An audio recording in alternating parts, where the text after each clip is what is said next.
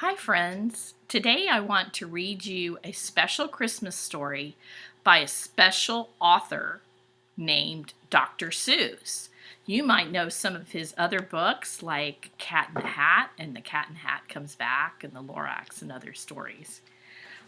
One of the reasons I want to read How the Grinch Stole Christmas is that I know this is a very unusual Christmas and it may feel different than the ones you've had before. But I think it's so important to remember what the real meaning of Christmas is. And let's see if you can figure it out from the story. How the Grinch Stole Christmas by Dr. Seuss. Every Who down in Whoville liked Christmas a lot.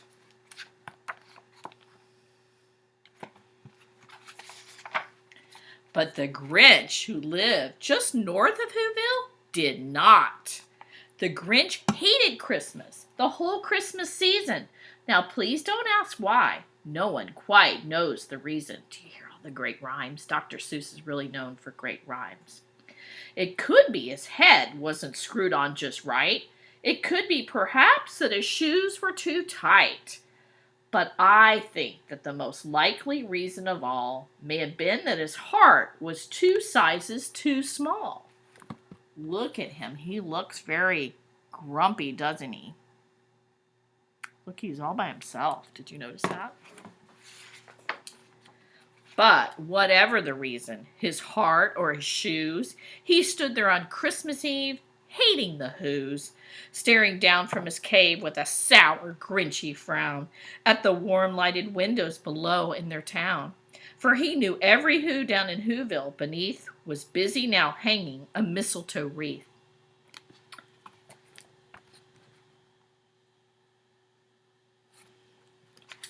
And they're hanging their stockings, he snarled with a sneer. Tomorrow is Christmas, it's practically here. Then he growled with his Grinch fingers nervously drumming. I must find some way to stop Christmas from coming. For tomorrow he knew. So here's some more pictures of the town down there, right? So he said tomorrow he knew, right? When Christmas comes. All the Who girls and boys would wake bright and early. They'd rush for their toys, and then, oh, the noise. Oh, the noise. Noise, noise, noise. That's one thing he hated. The noise, noise, noise, noise. Look at all of the crazy contraptions they're using to make a bunch of noise, and that really bothers him when he's up there all by himself in his cave. Then the Whos, young and old, would sit down to a feast. Remember, a feast is a really big meal. And they'd feast, and they'd feast, and they'd feast, feast, feast. They would feast on Who pudding and rare Who roast beast, which was something the Grinch couldn't stand in the least. Wow, look at that big group of people. It would be pretty hard this year to have that many people eating together, right? And then they do something he'd like least of all. Every Who down in Whoville, the tall and the small, would stand close together with Christmas bells ringing. They'd stand hand in hand, and the Whos would start singing. They'd sing, and they'd sing, and they'd sing, sing, sing. And the more the Grinch thought of this Who Christmas sing, the more the Grinch thought, I must stop this whole thing. Why, for 53 years I put up with it now. I must stop this Christmas from coming. But how?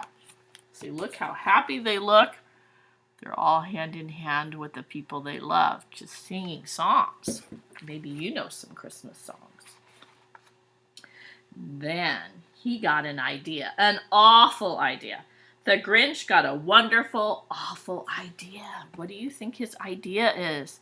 Friends, predict. What do you think his idea is? Maybe some of you know this story already, but if you don't know what the story is about, maybe you could predict. Or if you've heard it before, maybe you can remember what his awful idea was. I know just what to do.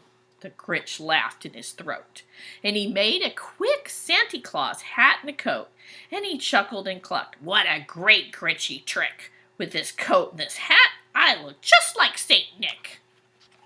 Wow. Do you think he looks like Saint Nick is another word for Santa Claus? Do you think he looks like Santa Claus?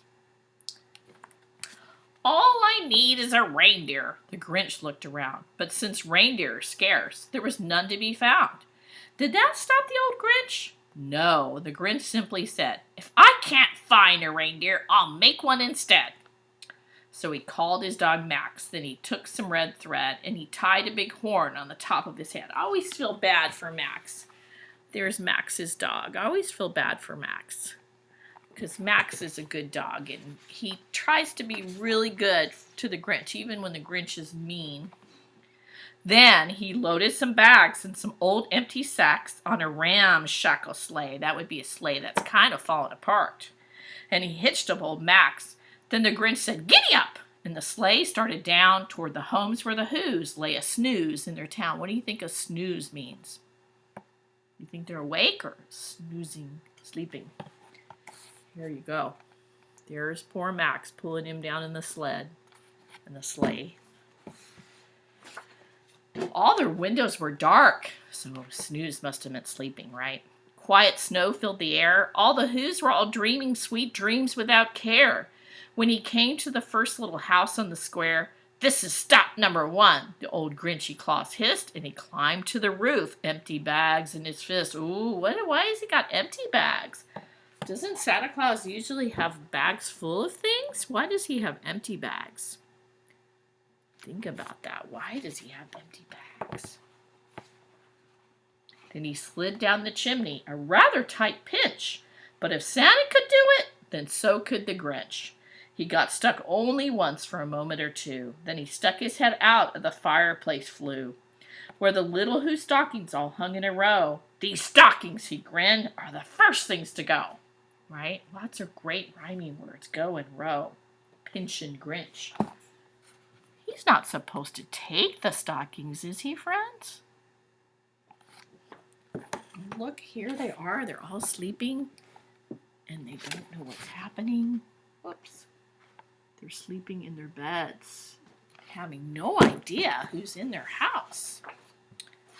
Then he slithered and he slunk with a smile most unpleasant around the whole room, and he took every present. Pop guns and bicycles, roller skates, drums, checkerboards, tricycles, popcorn, and plums. And he stuffed them in bags, and the Grinch very nimbly stuffed all the bags one by one up the chimney. Look at, he's taking everything. Is that a nice thing to do, friends? He's taking everything, all their presents. Then he slunk to the icebox. Icebox is a funny old term for a refrigerator. He took the Who's feast. He took the Who pudding. He took the roast beast. He cleaned out that icebox as quick as a flash. Why, that Grinch even took their last can of Who hash. So not only is he taking presents, friends, he's taking their food too? That is not very nice. And they're still sleeping. Then he stuffed all the food up the chimney with glee. And now, grinned the Grinch, I will stuff up the tree. Oh my goodness. He's not even leaving their Christmas tree. Oh my gosh. Is he being nice? Do you think you know what his plan is now, friends? To steal Christmas? And the Grinch grabbed the tree and he started to shove when he heard a small sound like the coo of a dove. Dove and shove. He turned around fast and he saw a small Who. Little Cindy Lou who was not more than 2. Only 2 years old. The Grinch had been caught by this tiny Who daughter who got out of bed for a cup of cold water. She stared at the Grinch and said, Santa Claus, why? Why are you taking our Christmas tree? Why? There she is. You see how tiny she is? If you've seen the movie and all, she looks a little bit different than the movie. But she's very small. But you know that old Grinch was so smart and so slick. He thought up a lie and he thought it up quick and slick. Slick means somebody who's kind of tricky. They have kind of ideas in their head that are kind of tricky. They're not necessarily nice. Why, my little sweet tot, the fake Santa Claus lied. There's a light on this tree that won't light on one side, so I'm taking it home to my workshop, my dear. I'll fix it up there, then I'll bring it back here. Do you think he's telling the truth? And his fib fooled the child. Fib means a lie. Then he patted her head and he got her a drink and he sent her to bed. And when Cindy Lou Who went to bed with her cup, he went to the chimney and stuffed the tree up. So he tricked her, right? He's talking to her, and she's very sweet and innocent, and she believes his story, doesn't she? He's waving, she's waving, she's got her water. She has no idea that he's not nice. Then the last thing he took was the log for the fire. Oh my gosh, he even took their log for their fire, so they can't even have fire in their fireplace. Then he went up the chimney himself, the old liar. On their walls he left nothing but hooks and some wire. Wow, wire, fire, liar. And the one speck of food, speck is small, that he left in the house was a crumb that was even too small for a mouse. Sorry. So there he is. He's taking the log and the fire. And then look at, I don't know if you could see, but there's a little mouse. And the mouse is like, seriously? That's not even enough food for me. He's going to be hungry the next day.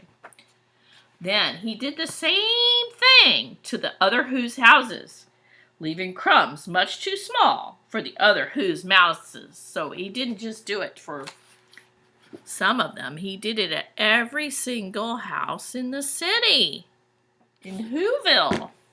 Can you believe he did that at every single town, the house in the town? It was 1/4 dawn. All the Who's still abed. All the Who's still snooze when he packed up his sled, packed it up with their presents, the ribbons, the wrappings, the tags and the tinsel, the trimmings, the trappings. Oh, this is when I feel so bad for Max. Look at how much stuff is in that sled there. And look at only little poor Max. There's no reindeer. There's no big group of reindeer to pull it. Only the poor little doggy is pulling all that stuff. And he's stealing it, friends. He's stealing that stuff. He's not bringing it to give to people. He's stealing it. 3,000 feet up the side of Mount Crumpet, he rode with his load to the tip-top to dump it.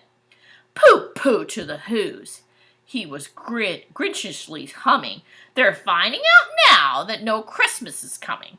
They're just waking up. I know just what they'll do. Their mouths will hang open a minute or two. Then the Who's down in Whoville will all cry boo-hoo. Do you think that's what they're going to do, friends? Do you think they're going to cry and be really mad and sad because their presents weren't there? Do you think that's what's going to happen? Predict. If you don't know, remember predict is making a good guess. And if you do know the story, let's see if you remember what happens. Do they cry? That's a noise, grinned the Grinch, that I simply must hear. So he paused and the Grinch put his hand to his ear. And he did hear a sound rising over the snow. It started in low, then it started to grow. So he thinks, oh, look at even Max has got his paw to his ear, and they're listening. What are they hearing? Are they hearing crying? But the sound wasn't sad.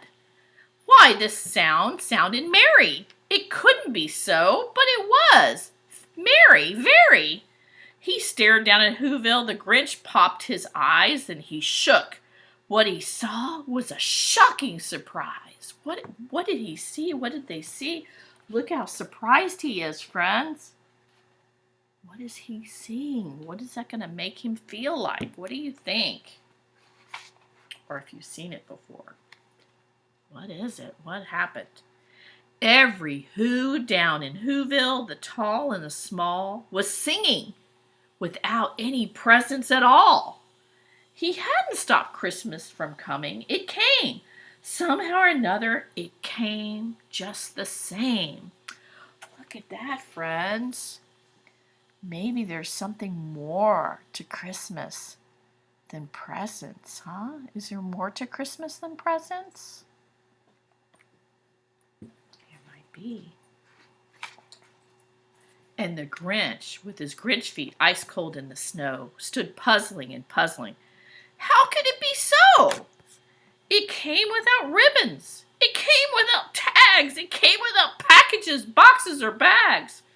And he puzzled 3 hours till his puzzler was sore. He's like using his thinking cap, right? He's using his thinking cap. Then the Grinch thought of something he hadn't before. Maybe Christmas, he thought, doesn't come from a store. Maybe Christmas, perhaps, means a little bit more. Wow, friends, maybe it does. Maybe it means more than just getting things from a store.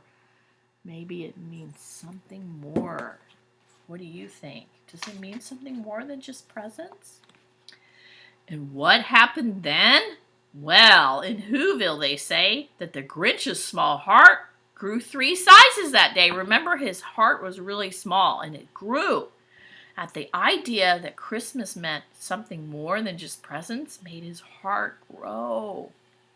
And the minute his heart didn't feel quite so tight, he whizzed with his load through the bright morning light, and he brought back the toys and the food for the feast.